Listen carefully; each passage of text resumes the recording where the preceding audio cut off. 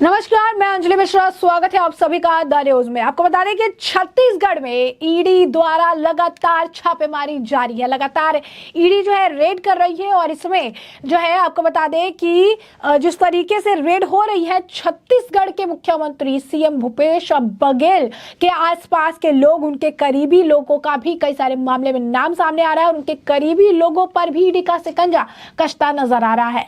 ऐसे में अब सीएम भूपेश बघेल द्वारा जो है इस मामले को लेकर प्रेस कॉन्फ्रेंस की गई है, जहां पर उन्होंने कहा है, दिल्ली में बोल रहे थे वो, जहां पर उन्होंने कहा है कि लोकतंत्र में खतरा है और ऐसे में कोर्ट इस पर हस्तक्षेप करे। क्या कुछ कहा है उन्होंने और विस्तार से समझिए। छत्तीसगढ़ के मुख्यमंत्री भूपेश बघेल ने राज्य में पड़ रहे ईडी के छापे को लेकर कोर्ट से हस्तक्षेप करने का आग्रह किया है। मुख्यमंत्री भूपेश बघेल ने छापों को राजनीति से प्रेरित बताते हुए कहा कि प्रजातंत्र खतरे में है, ऐसे में कोर्ट की बड़ी जिम्मेदारी बन जाती है, उसे हस्तक्षेप करना चाहिए और इस पर रोक लगनी चाहिए। दिल्ली स्थित कांग्रेस मुख्यालय में आज पत्रकार वार्ता को संबोधित करते हुए सीएम भूपेश बघेल ने कहा कि ईडी कथित शराब घोटाला, कथित कोयला घोटाला और अब सट्टा महादेव ऐप से लेकर लगातार छापे मार रही है। उन्होंने बताया कि एड का आरोप है कि नकली हेलोग्राम के जरिए शराब में गड़बड़ी की गई है। बघेल ने कहा कि हमने राज्य की शराब नीति में कोई बदलाव नहीं किया, भाजपा की जो नीति थी उसी पर हम काम कर रहे हैं। इसके बावजूद राजस्व 3,900 करोड़ से बढ़कर करोड़ पहुंच गया है। यदि कोई गड़बड़ी हुई है तो अब तक किसी भी शराब निर्माता से वाले से पूछताछ क्यों नहीं की गई। इसी तरह कोयला मामले में भी उन लोगों से पूछताछ नहीं कर रही है जो इसमें लाभार्थी यानी 3 को इससे लगभग होने की संभावना है। छत्तीसगढ़ में आपको बता दें 85% खदान सीएल द्वारा संचालित की जाती है, लेकिन ईडी ने अब तक का सीईसीएल के किसी भी अधिकारी या कर्मचारी से पूछताछ नहीं किया। बघेल ने यह भी कहा कि ईडी इन दिनों मामलों में अभी तक जीतेगा घोटाला और जो है भ्रष्टाचार बता रही है, उसकी आधी भी संपत्ति जो है जब्त नहीं कर पाई है। दूसरी तरफ अब धन की मीनिंग में भी घोटाला खोजने लगी है। यही नहीं, बघेल ने आगे कहा कि छत्तीसगढ़ सरकार को दबाने और बदनाम करने की कोशिश की जा रही है। जुलाई 2020 में झारखंड चुनाव में हारने के बाद बीजेपी ने इसकी शुरुआत की। 2.5 साल से वे चुप थे, लेकिन चुनाव नजदीक आते ही फिर से एक्टिव हो गए। उन्होंने कहा कि अगले कुछ महीनों में आयकर विभाग के 200 से 250 कर्मियों की एक टीम पूरे छत्तीसगढ़ में छापेमारी करेगी। जैसे जैसे वे अधिक छापेमारी करेंगे उनकी सीटें कम होती जाएगी। यानी उन्हें भरोसा है कि आईटी द्वारा छापेमारियां की जाएंगी, आईटी द्वारा जो है उनके खिलाफ एक्शन लिए जाएंगे, संज्ञान लिए जाएंगे। बता दें कि हाल फिलहाल की बात है, जब भूपेश बघेल का जन्मदिन था, उन्हें जन्मदिन पर विश तो किया प्रधानमंत्री नरेंद्र मोदी ने, राज्यपाल, उपराष्ट्रपति ने, सभी ने उन्हें विश किया, लेकिन उसके बाद भी वो कहते नजर आए। जब ईडी की कार्रवाई हुई तो उन्होंने कहा कि मेरे लिए बड़ा एक तोहफा उन्होंने भेजा है, ईडी को मेरे घर भेजा है केक लेकर, और ऐसे में मैं इसे एक्सेप्ट करता हूं। और इस तरीके से अगर आप कहेंगे तो उनके खिलाफ लगातार जो है कार्रवाई देखने के लिए मिल रही है। उनके करीबियों पर ईडी की छापेमारी चल रही है, गिरफ्तारी भी हुई है इस बीच में। आपको बता दें कि ऐसे में अगर आप देखेंगे तो भाजपा के ऊपर लगातार इस चीज का आरोप लगा रहे हैं, कह रहे हैं कि पूरी तरीके से सरकार को अस्थिर करने का प्रयास किया जा रहा है। कल भी वो काफी कुछ इस मामले को लेकर कह रहे थे। सीएम भूपेश बघेल जो है पीएम मोदी पर भी इस मामले को लेकर आरोप लगा रहे थे, लेकिन आज एआईसीसी ऑफिस से उन्होंने प्रेस कॉन्फ्रेंस की। दिल्ली के दौरे पर है भूपेश बघेल और इस दौरान वह सरकार पर निशाना साधते नजर आए।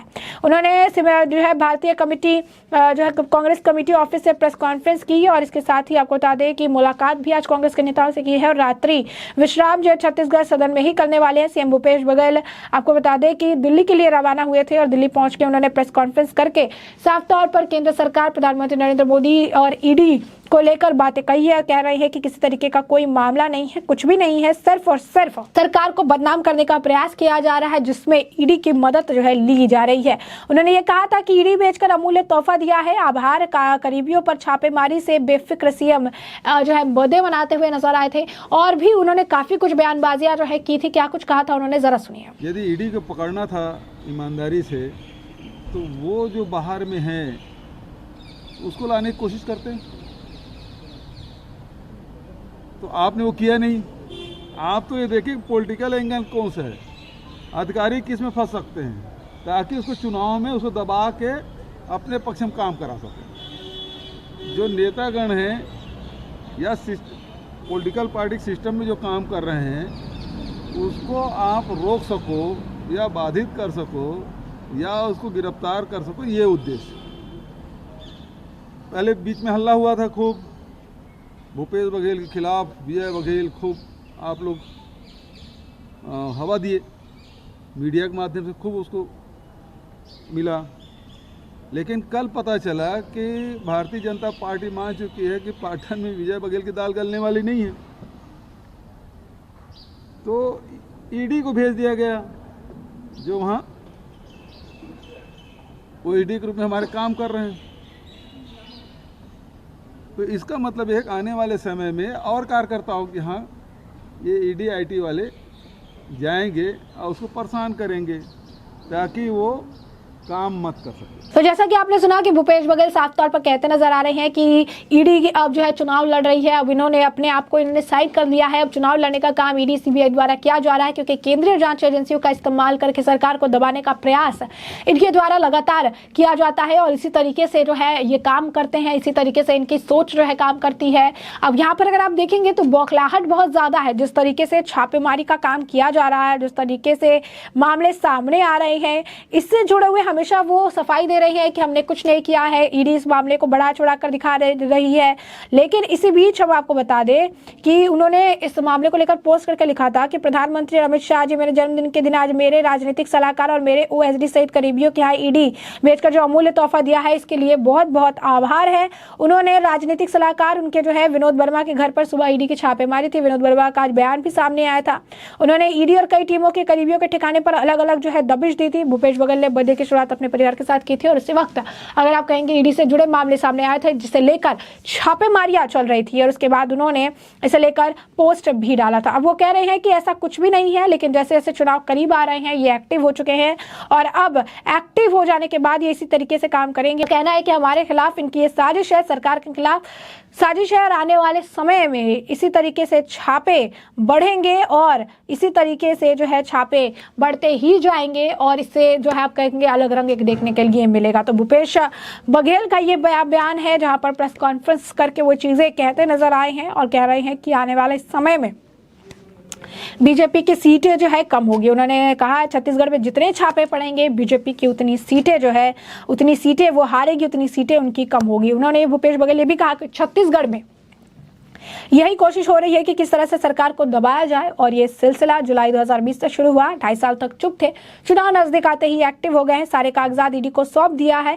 फिर भी 2168 करोड़ का घोटाला जो है कहा जा रहा है, इसे लेकर बातें कही जा रही है। उन्होंने कहा नकली होलोग्राम का प्रयोग करने का आरोप लगाया गया, लेकिन होलोग्राम तो रिटेलर लगाएगा, रिटेलर के खिलाफ कोई कार्रवाई नहीं। ईडी के द्वारा आरोप लगाया गया कि राज्य के राजस्व का नुकसान, जबकि इसमें बड़ा फायदा हुआ है। कोल स्कैम का आरोप, 500 करोड़ का एफआईआर कर्नाटक, भोपाल और नोएडा में हुई। चल अंचल संपत्ति सब मिलाकर 150 करोड़ पहुंचा। और ये भी कोशिश की जा रही है कि धान में भी स्कैम हुआ है, सारे राइस मिल में छापा मारा जा रहा है, किसानों को नुकसान से बचाना ये भी उनके लिए परेशानी का कारण। भूपेश बघेल ने कहा कि घरों में जाते हैं, मोबाइल जब्त करते हैं, संपत्ति और खाते सीज करते हैं, 5-6 दिन तक घर में बंधक बनाए रखते हैं, ये बस बैठे रहे, सवाल उनके पास होते नहीं है।